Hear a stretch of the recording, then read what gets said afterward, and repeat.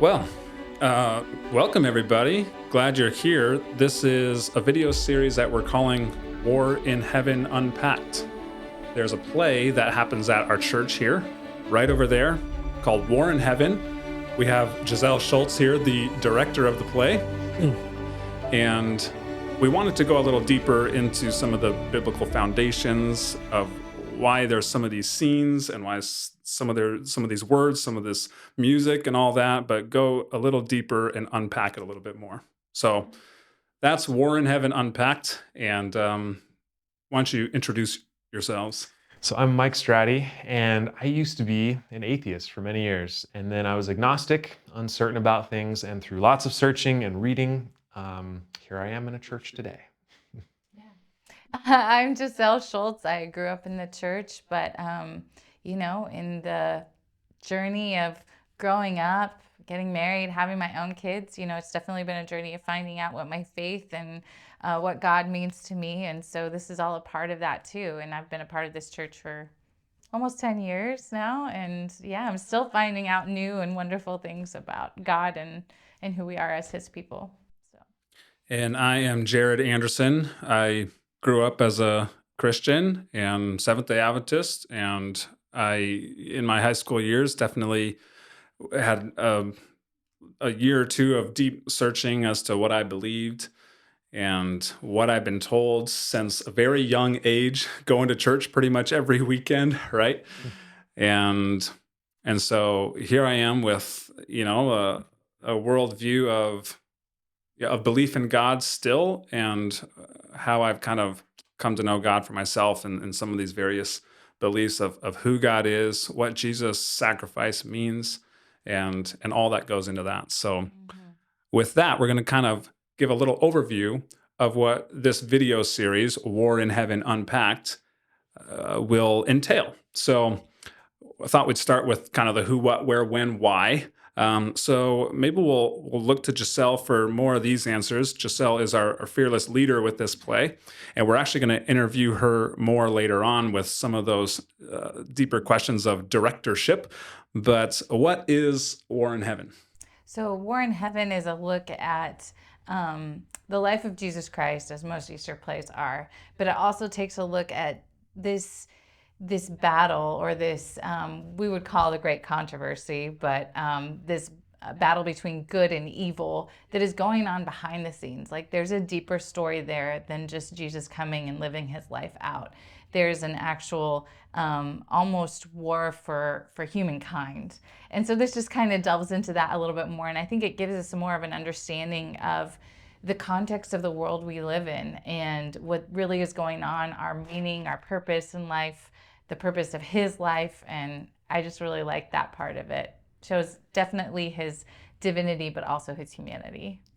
So for those of you that might not be familiar, War in Heaven is an actual theatrical play, right? Yeah, sorry, I guess I didn't describe that. No, we've mentioned it, but just so everyone's clear, it's a play. Hopefully you get the chance to see it, or you've already seen it. We've seen it a couple times now, and Mike was just sharing earlier about how it can bring tears to our eyes every time. But so where does this play happen? Would you like to answer that one, Mike? Sure. So you mean physically the building, the church? Okay, yeah. So this play is brought to you by Coeur d'Alene Seventh-day Adventist Church here in Coeur d'Alene, Idaho. And it's awesome to see the church get together. I think you said there were 95 cast and crew last year. And, people from age probably 70 to age 3, I would guess. 5. Okay. Yeah. So we're talking just a whole group of people that are passionate about sharing the story, just getting together and sharing the story of Jesus from this really unique perspective, much more zoomed out than the 33 years of Jesus's life, zoomed out to the whole beginning to end of time. That's a really fun perspective. When does it happen? Well, shocker, Easter weekend. Each year, it's been going on. This War in Heaven play has been going on for 3, 4, 5 years here at the Coeur d'Alene Church? Been at 5 years, yeah. Okay. We took a year off because I was 9 months pregnant. Yeah. And that was a little much. So. Which is not allowed again, Yeah. right? Well, yeah, the War in Heaven play is an amazing experience. You mentioned that, the age range of people that are involved. Just a couple days ago, I met this guy in the community, and he had a connection with somebody from our church. And I said, "Hey, we're doing this play," and he texted me and said, "Yeah, when is that again? I want to bring my grandkids." And then that's when I had texted about like, "Hey, we need to update the website Yes. of when this happens because there's actually a Friday evening showing, right? Hmm. And then a Saturday, or we might call that Sabbath morning showing, and then a Sabbath evening, Saturday Hmm. evening." So anyway, you can check out the website, CDA, SDA, um, in northern Idaho, as you mentioned. Who knows where people are viewing this around the world? But I texted that guy back and I said, "There's a ton of kids involved in this play." Hmm. And as a father myself of a 4 and a 6-year-old, my kids are just glued to it. They love it. And they see their friends up there. My kid was involved in it a couple years ago. And it's so cool to see that whole age range. So what is it? Where is it? When is it? Who is it? We've kind of answered Yeah. that already. I think Mike answered that a little bit, but I think the coolest thing is when people come and are like, "Where did you get these actors?" And this is completely done by the church members, by every range of profession. We have physicians, we have, I'm trying to think of who else we have. We have nurses, we have engineers, we have retirees, we have little ones in kindergarten. It is everybody. And they just come because they have a passion for this. And what they do together is incredible. And so it's just really cool to just see our church come together and do that. And these are not people who have acting backgrounds, who have done this a lot or anything like that, but they just have a passion to tell this story. And who plays Jesus? Well, my husband plays Jesus. He has the fortunate, or maybe he thinks it's unfortunate, opportunity to be married to the director. But even though he is my husband, he does an incredible job as the character of Jesus, and that is not an easy role to play. And he just puts his whole heart and soul in it. And he's actually, probably more of an introvert. I'm probably Indeed. Yeah. Well, that leaves one more W question, and that's the why. Why do we do this? What's the reason? There's a lot of expense and a lot of time and energy, and why? Yeah. Well, like I mentioned before, for me, it is so much fun. I'm not gonna lie, it is stressful. There That's the it's only reason. It's fun. there's a lot of components you would imagine in trying to get 95 people to come together, schedules, spring break, all of that factors into it. But the payoff of having us all come together with one united purpose is so incredible that happens within our church. I get to talk to people or hang out with people that I don't usually do, when we just come to church and leave. And so my children get to interact with people that they don't usually do. And it's so very fun. And I feel like it just is such a boost of energy for our church community to have one common goal that we're all working together. And I just feel like we have so much of an impact in just these 1 month that we have together that it's just absolutely worth it. Yeah, and last year, it made pretty big news, the front page of the Coeur d'Alene newspaper. Yeah. But Yeah. I'll go Oh ahead. no, I was just gonna say last year we added that element of the village. Oh yes, yeah. As far as the why for me, this year my family, we're actually going to be traveling just before Easter weekend. We'll be in California, and we were looking at when to fly back. Friday or Sunday was kind of the options, and we're flying back on Friday, and it costs more money. But it's because the why for me in this is it's just such a beautiful portrayal of the love of Jesus, and not only the love of Jesus, but the love of God, the love of Jesus, and the greater context of this story of good versus evil. There's a problem of evil in our world. We could talk about geopolitical whatever's going on and all, and then even just, so much that we could say of the evil in our world. And so this story of good versus evil, and why does it seem like so often good is not winning when there's this God. And so we're going to touch more on that later, but this story, War in Heaven, why? Well, it really sheds light on that whole controversy. I like how you said evil, and I think sometimes we think evil as more of this abstract thing out there, right? Something like that we can ponder on, but I think it's so much more personal when people are experiencing sadness, they're experiencing grief, they're experiencing loss, pain, physical, emotional, spiritual pain. All of that is not what God designed for us when he first created us. He never wanted us to experience that. And so I feel like that is the context of evil that I think we also portray, that he brought to us, that solution to those things. Yeah. Any comments on the why of the play for you, Mike? Yeah, I mean, it's when we're talking about getting a glimpse into the way things really are and into who God is and how he views us and the reasons behind all these things that we were talking about that happen in our lives. The story that you can tell in 1 hour through music and the scenes and the actors portraying these characters and just the environment that you're in, the booms of the music and everything else, just it's a very moving experience as well. And like you were saying, could bring you to tears. Just yesterday, I was watching a replay of the play, a recording of the play to prepare for this, and I was sitting in the middle seat in an airplane, and tears were streaming down my eyes as I was watching this. And I'm sure the people next to me are like, "What's up with this guy?" But it's such a powerful way to tell such an important story for me to hear, for me to understand.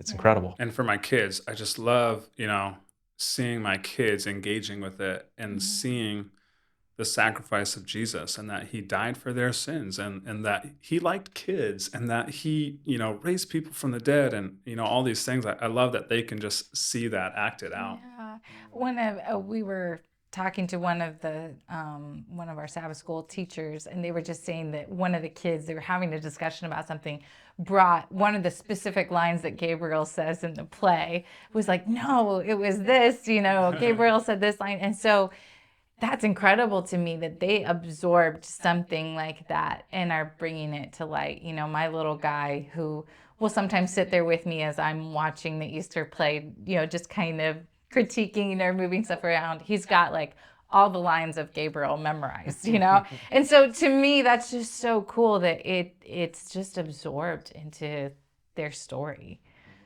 We think about how stories were told for most of humanity. It was oral tradition, right? Yeah. It was people telling stories to each other, and it's that. And especially like you're saying, for kids, it's an easy way to understand. I mean, you hand a kid this, and they're gonna go, "Yeah, I don't know, no thanks." Where's the touch screen on that? But this is a powerful way to tell the story. Well, something I'm involved in worship planning here at the church, and something that we talk about a lot is that there's different elements that will touch people. We're all absorb information differently. So some people will get something out of the music. Some people will get something out of a skit or a Bible verse or things like that. And so I feel like this play has so many of those different elements that different people that have different ways of connecting with creative things can glean something from it, right? And everybody or have a particular scene or a character that they're just like, oh, that spoke to me.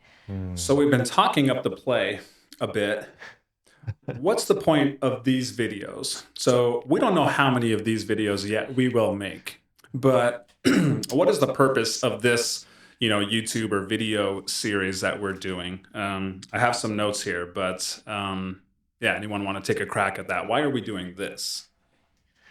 So there's a lot of really deep things that are touched on in this play. And for example, even just the opening scene, seeing Jesus and Satan having this conversation in heaven, you might go, wait, I don't remember that Bible story. What? Jesus talking to Lucifer? What, what book of the Bible is that in? And then a lot of these themes, they have so much more depth than you're able to do in an hour, even though you do an incredible job in an hour. And so this is an opportunity to really dive deep into some of these scenes and understand a little bit more about where this stuff comes from. We're going to dive into the Bible. We're going we're going to look at what this means on a much deeper level than we have time to do in an hour. Yeah. We're going to unpack it a little bit more. So, so hope that you enjoy this video series. A couple of the different topics that we may or may not touch on.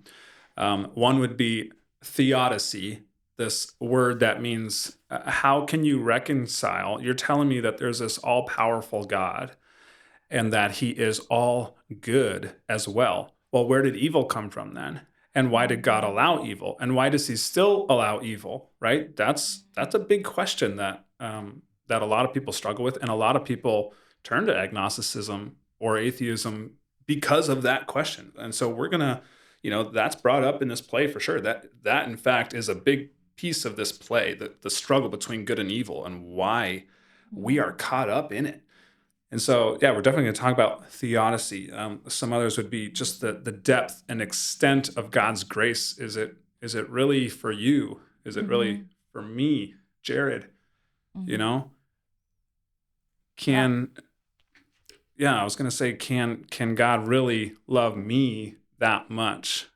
From all the things that I've done, or on the other side, instead of shame, perhaps pride. Some people struggle with, does God, really love me? Do I really need that much salvation? Like, I'm pretty good, I don't do drugs, I don't whatever, and so the depth of God's love, obviously we're going to be exploring that. I'll just rattle off these other ones and then you can riff on that. But the hope that we have, where's this all going? End time stuff. Do we know the end of the story? And can we have hope in what God is doing in this great controversy between good and evil? And then one more I wrote down here.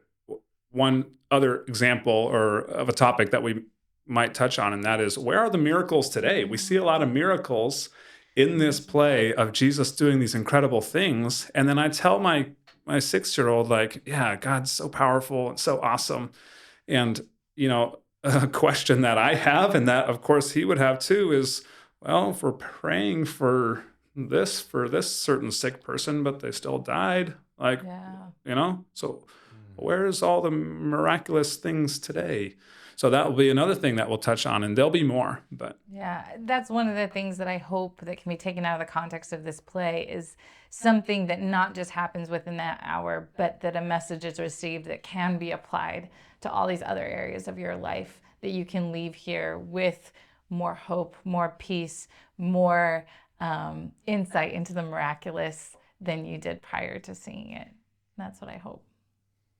Well, we're going to wrap this up with a final thought regarding, I coined it the lens of love.